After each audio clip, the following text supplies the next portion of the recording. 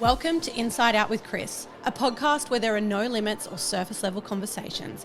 I'm your host, Kris Burns, a personal development coach on a mission to empower women to move the needle in all areas of their lives. Each week we dive into deep, thought-provoking conversations with inspiring guests. We're talking deep truths, raw experiences, and dropping game-changing takeaways to help you break free of the BS holding you back. Let's transform you from the inside out. Today on Inside Out, I am so excited to welcome someone who I met over 15 years ago and recently found again in Newcastle at the airport before both flying out to the Gold Coast a little while ago. She is a professional MMA fighter, model, qualified PT, and she is making waves in the film industry as a stunt woman, doubling for stars like Natalie Portman in Thor. Is that right? Not stunts double for that one. That was a picture double role. Sorry, apparently there's more than one thing. It's a big difference. It's a big difference. Well, I'm excited to learn all about that. Her actual stunt double is incredible, and I Okay, don't so ever want to take that credit because she is fair call. That was in Thor, Love and Thunder, amazing. And working alongside Ryan Gosling in The Fall Guy, that was in Sydney recently, Her journey from school, quite literally, to Hollywood has been just insane to see and nothing short of inspiring. And I cannot wait to share your story, Chanique, with everyone on this show. Welcome to the podcast, Chanique Greyling. Oh, thank you for having me. That was such a nice introduction. I was like, who are you talking about? It's like, It's you. Oh, no, thanks. Thank you for coming on. I'm really excited just to share your story. And I feel like you're in a business, like you're in an industry that wasn't necessarily available to young girls, like especially at school. Like stunt double's not like a thing that you come up with, right? That you have a drive to go and achieve. So I love that we ran into each other. I love that we're reconnecting. It's so exciting. But my first question to you is one that I'm asking all of my guests right now. Ooh. It's a bit of a thought provoker. Just go with it. What makes you feel most alive? Life. What about life? Just life in general. Great, love it. Like, I think it's all about perspective, right? Yeah. Like, life for some can be, detrimental and like all these negative sort of thoughts, whereas you can have the exact same situation but somebody with a different type of outlook. And I think that's also something that I've really tried to inspire in a lot of people as well. Like, everyone comes from different backgrounds, have things happening and everything, but life is good. Yeah, it's all about perspective and how you handle everything and the transformations that you go through. And life is amazing. It is amazing. Right? It's fun. And I love how bright you are. You are just like so bright and like a ray of freaking sunshine in everyone's lives. Like I can just imagine you walk into a room just to light it up kind of thing. Like no one would walk away from you and just be like depressed. Yeah, like, not possible. Some walk away and go, oh, I need a moment. I need time. That's too much. Oh, never. So I remember like the girl, I suppose, in school, as I just said, bubbly raves, fucking sunshine. You were physically and obviously quite fit and athletic. What do you feel like started this journey into the film industry? Do you feel like that was a big part in it, like that you loved to be athletic and love sports? Like what was the thing that you feel like just kicked you off into the industry itself? You know what? I really stumbled and fell my way into film. It was never really the main goal. My whole goal and objective sort of changed in stages of my life. In the first part was very driven by the modelling industry. I had a goal for Guess and Victoria's Secret. That was always my ultimate goal. You're on Australia's Next Top Model, yeah. wasn't it? Yeah. Tell me about that quickly. I forgot about that. Sorry, everyone. Important part of the convo. That's where it's kind of started. Yeah. Australia's Next Top Model, goodness, what year are we in? 2024? 2010, I believe it was. We're so old. We are so fucking old. Anyway. That's where it sort of started for me. I think it was very derived from my mum as well because she was a model when she was younger. So I feel like that was sort of pushed on me as well growing up.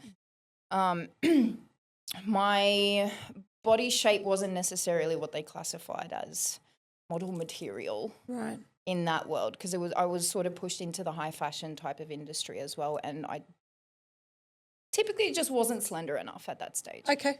So I was very, very much pushed into lose weight, lose weight, lose weight, lose weight. So I developed 100%. I had body dysmorphia, and I was always trying to push to lose weight. My agency was saying drop the weight.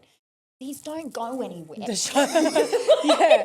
No matter how much weight you lose, Yeah. they're not going to go anywhere. Yeah. So sort of fast forward after Top Model, I ended up signing with an agency called IMG once we stopped filming for Top Model. Modeled a little bit in Australia. I just couldn't gain momentum. And I always said, like, Los Angeles is where I need to go. Like, I can very much see my type of shape, my look and everything working there. And obviously that's where Guess and Victoria's Secret was. So 4 years I was in Australia doing modelling, and then I signed a contract with Elite Model Management in LA. Got shipped over there for 3 months just to test out the waters, see what the client base is. I met up with Guess. I'd done a shoot for them. They said, cool, sweet, let's go. Cool. So that was the trajectory in the start. And things happened with the agencies. They didn't get along. Or things just didn't work out. And then the contract didn't end up going through. So that was like the first big sort of hit and a big sort of lesson for me. Yeah. After that, I started gaining a lot of strength within the gym community because during modelling, all I was allowed to do was run yoga. There was no weights. There was no anything else. Yeah. I did a little bit of kickboxing and Muay Thai, dabbled just a little bit. Then I found the gym and I had this coach who was absolutely incredible. If it wasn't for him, he transformed my viewpoint in health, fitness so incredibly much. And I got a lot of passion for using the gym to transform everything in your life. Who was he? How you think. Coach Coops, Jason Cooper was his name. Cool. Is his name. Yep. He was in the police force and he's done a lot of psychology and everything like that. And he was using the gym to basically show people how far you can actually push yourself by using that almost as a metaphor. You can always push yourself harder. You can always go one more rep. You can always go further and further. And at that age, I didn't have that much confidence in myself. Yeah. So going into that world, it really kind of opened my eyes and showed me where strength really comes from and that it lies within yourself. Yeah. And it opened up the world for me. So I started going into bodybuilding competitions. My modelling agency hated it because I finally started toning up. I started actually looking healthy. But I pushed it to the side. I was like, you know what? If it's not going to align with, if my goal isn't going to align with what is good and healthy for me, then I need to find a different goal. So started doing the bodybuilding competitions and I started being a little bit more serious about my fight career after that. What prompted that? Pardon? What prompted the fighting side of training for you? Oh, that's so deep. Oh, I could go down such a rabbit hole with that. Long story short, I'm from South Africa. Yeah. Well, that's actually something we haven't identified yet, right? Chanique is from South Africa, and she came to my high school late. I think it was in 8? 7? Yeah, okay, cool. I just remember this fucking blonde goddess walking through the door with this accent, and all the boys are obsessed with her. Like, I mean, fucking falling over this girl. Anyway, yeah, you were amazing. And I just remember school had already started though. Yeah. It was pretty late. Yeah. I came from Tumut. Do you know where? No idea. Not a clue. Do you know where Wagga is? Wagga. Yeah. Nope. No? Yeah. Snowy Mountains. Like I've been there. Like Snowy Mountains down south? Yeah. I lived there for a year. Got it. Yeah. Before Newcastle. Okay. Little country town. Yeah. Very Aussie. Oh, gosh. Yeah. That would have been full on for your family. Oh, mate. Like my mum kicked the biggest skids. She was like, I'm done with this place. I'm moving back. Because we come from a place in Durban in South Africa, which is kind of like identical to the Gold Coast. So you can imagine like growing up like that. Okay. And then moving to country. Yeah, got it. And for reference and context, your mum looks like, her mum is stunning, guys. Like, if for anyone listening, if you can see this video with Chanique, she's obviously fucking hot. Imagine her mum and like just a slightly older version of her. Like her mum was hot when she come to our school. It was and like we saw embarrassing. your mum. Your mum was a glamour. And I'm like, who is that woman? I want to be her when I grow up. Like she was hot, man. She had this confidence about her too. She did. Yeah. She had like this presence where it was just like, you look at her, but at the same time, it's like, Well, I think we said when we caught up, I came to your 16th birthday party and I was not invited, guys. Like, we weren't friends. We didn't, like, hate each other, but we weren't friends. I just came with other people, like, to crash it because I wanted to go to the cool party. And her mum was like, oh, it's fine. Come in. You're fine. Just get in here. You're fine. And I was like, cool, I'm accepted. Great. And then Chanique was also fine with it. She's like, oh, hey, yeah, sure, no worries. But, like, I was not invited. I just rocked up to some kid's birthday party who was not my friend and did not invite me. Granted, I think 80% of people wasn't invited to that party. No, you know, I wasn't there invited. was like 300 people that rocked up. I know. One of the dads picked me and three other girls up and he's like, wow, I didn't know this was this big of a party. Her parents home and were like, yeah, they're out inside. Saw it. And it was true. I wasn't lying. Their bigger party wasn't me. Than we were at 16. They were having the best time of their I bet life. they had the best time. They were That having sounds a great fun. fun. Yeah. To my kids listening, you're not fucking having a party and you're not hosting it and 300 people are not coming. You're not welcome to do that. Pick a different house. Sorry, girls. Sorry. Obviously, there's big things that happen in South Africa that we don't need to go into and explore because that's just horrific trauma that no one needs to dive into today. But did you feel like when you started fighting that you were getting control? Was that like a part of the emotion that you're finding and also seeking? I wouldn't say control as much as it is for self-confidence. Okay. I think with everything that sort of happened, not only in South Africa, but horrific things happened here too, within like a year of moving here. I was tired of being scared. I was tired of fearing for my life. I was tired of not being able to stand up for myself or protect myself. I can resonate with that heaps.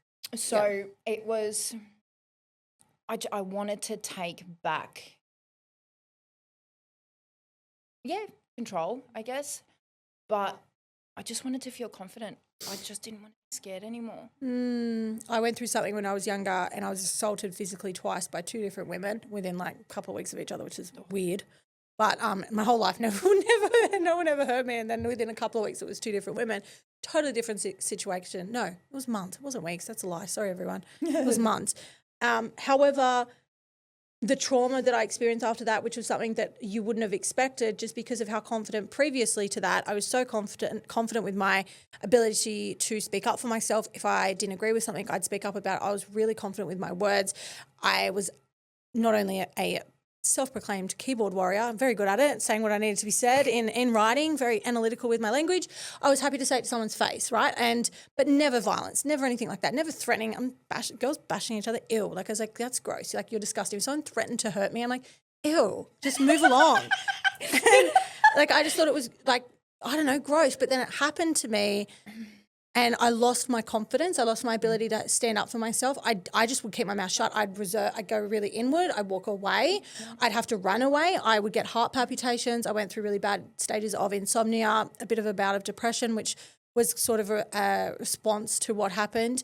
And when I started doing boxing and Muay Thai, that's when I finally started to feel like physically I was getting some power back within myself. So I can fully resonate with that.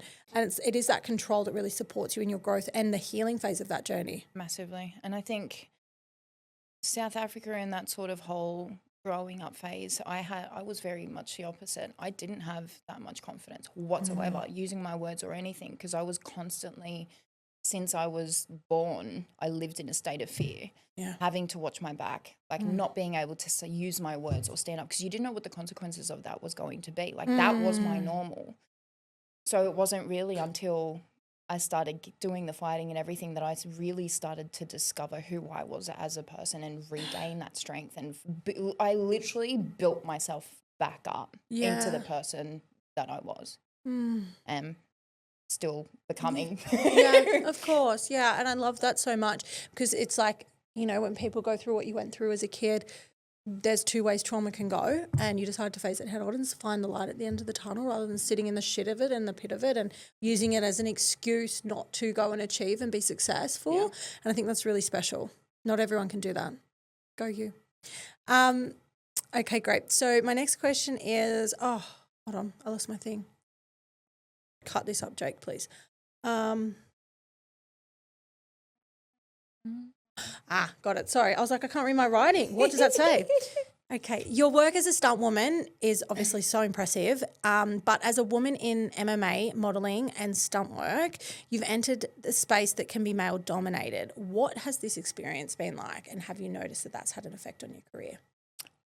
Not necessarily. I think naturally just because of everything that I'm into, like I'm very much a tomboy.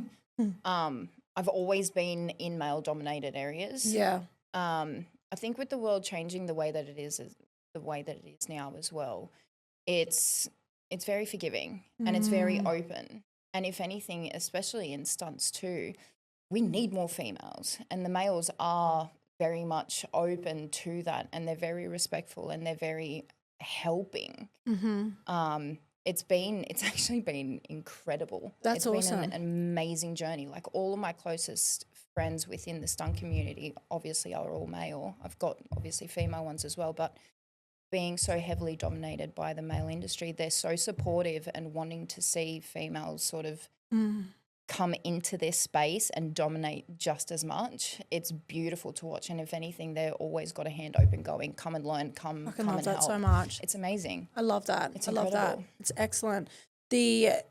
How does it work? Can you share with the audience basically, so as a stunt double, like, are you on a website? How do they find you? How do they know that you exist? Like, what's that process like? We are hired directly by stunt coordinators. So essentially on a film set, you have the producers, the directors and so forth, and it sort of goes down and spreads into all the different departments.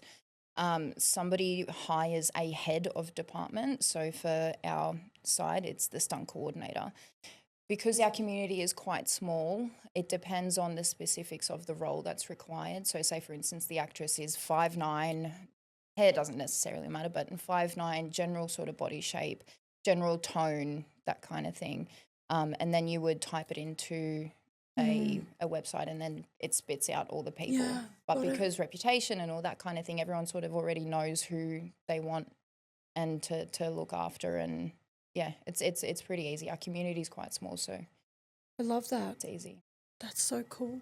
Who do you think is probably the most surprising actor or actress that you've worked with in terms of they were just so humble and down to earth, and you're just like, oh, okay, you're totally normal? All of them? Because you've worked with some pretty fucking big names, like phenomenal names in Australia and overseas. Like, it's insane to know that, you know, I don't know, like, I'm from the same school you went to, like, you hang out with the cool people. It's such a different world. Like, I think because it's work, work. So you don't really look at it in that aspect. The people that I have worked with, I must admit, regardless of their status, if anything, the higher the status, the more humbling they actually are. Oh, that's so cool. The ones that I've worked with especially, like, they're super lovely, they're super professional. I've had nothing but amazing experiences with all of them. It's been really good. That's sick. I love that. Do you have any limits in terms of stunts that you wouldn't do? If so, what are they? Bosses don't look. No one watch. No, I'm kidding. That's a really good question. I think what scares you? I was thinking about, like, what would you be afraid of? And, like, she'll jump out of a plane. She'll do that for kids. They should jump off the Sydney Harbour Bridge if she could. Like, 100% I would. I think it's such an open-ended question because we're hired for our ability and what we specialise in. Yeah. So what wouldn't I do? There's not much that I wouldn't actually do. I know. But if I get called and said, hey, can you come and do a car roll? I know I don't have the ability yet to do that. Okay. I don't have the experience. I don't have the background in, say, driving to be able to go, yes, I can do that. You recently went through a bit of an injury that potentially could have been putting you out of the game. Tell me what that's been like and where you're at now with that. See, I've had this conversation with a few people, and some people keep it on the down low, some people talk about it, and everyone goes through their own journey, right? And I think it so much depends on the individual. I've actually found it very comforting speaking about it to so many different people because you're getting so much knowledge and you're getting every single person's individual story on how they handled it, how they overcome it. So I was just doing normal drills in MMA, and by a freak accident, my ACL snapped. Oh, It was such a loud pop. oh, Like, I heard it. yeah, I was everyone like, heard it. Everyone heard it. I was Oh like, my God. I've heard popping sounds are not good. Oh no, that is so full on. And then I went to stand on it and I just like buckled out. I was like, I don't think this is normal. Oh my fucking God. So ends up it wasn't actually a full tear. So there was still some hope that it can recover. Yeah. Long story short, ended up doing it twice more, full tear, full reconstruction. The journey back, so I'm 6 months post-op now. Okay, great. So Yeah. it's been incredible. It's been very humbling. Yeah, okay. I must admit, it's been exceptionally humbling. Like leave your ego at the door kind of vibe, like coming back to ground zero kind of thing? No, or? not necessarily in that sense. It's challenged me in a different way. Okay. So whenever I have dealt with stress, with any kind of adversity, I've always had my training. I've always had my regulator. Fighting, high intensity exercise, that was my regulator. I can always come back to that. All of a sudden, a very traumatic injury happens at the peak of when I'm just, gaining momentum in my industry, like finally starting to feel like I'm getting somewhere. And all of a sudden, like that, gone. And not only that, but what I use to regulate myself to deal with everything was gone along with it. The mask, right? The self-protection mask where it's like, oh no, I don't have to deal with that emotion because I can just go to the gym, sweat it out, close out, like suppress. It wasn't necessarily suppressed, but if anything, it was kind of the reverse in a sense because I would... The release. My emotions would take over, but by going to the gym, I'm releasing the emotions through my training and then I can come back to the situation and actually look at it with a clear mind. Yeah, okay. So for me, it wasn't so much a suppressing thing, but it was a lot more on, okay, I'm very overwhelmed right now. I feel like I need to cry, like I want to just do something. So instead, I'm going to go take my time out. I'm going to train. I'm going to feel good, release those endorphins, and I'm going to come back and I can reassess everything with a very clear mind. Yes. Couldn't do that. Great. So what did you do? You're like, nothing. I've done nothing. I found just consistency. Okay. So I'm very chaotic in the sense like I'll do this, I'll go here. Like I don't have consistency as much.